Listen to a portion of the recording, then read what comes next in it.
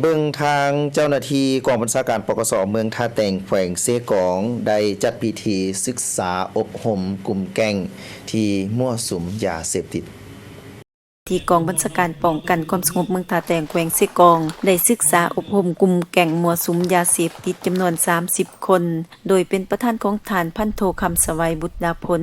หัวหน้ากองบัญชาการป้องกันความสงบเมืองท่าแตงฐานพันโทสมจันทร์ธรรมวงศา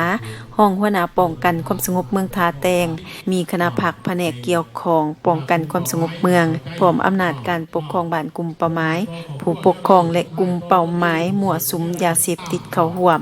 ในการศึกษาอบรมกลุ่มเป้าหมายมั่วสุมยาเสพติดในครั้งนี้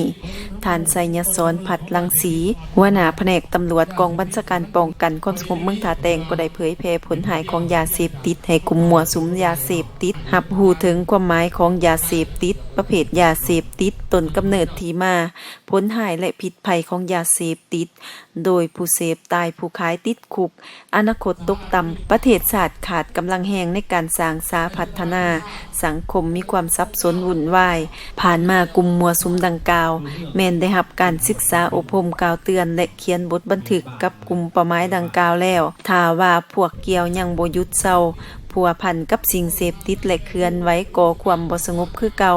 แม้นจะได้ปฏิบัติตามระเบียบกฎหมายอย่างเข้มงวดโอกาสนี้ก็ได้มอบกลุ่มเป้าหมายจำนวนดังกล่าวให้กับอำนาจการปกครองบ้านและครอบครัวเป็นผู้ติดตามต่อไป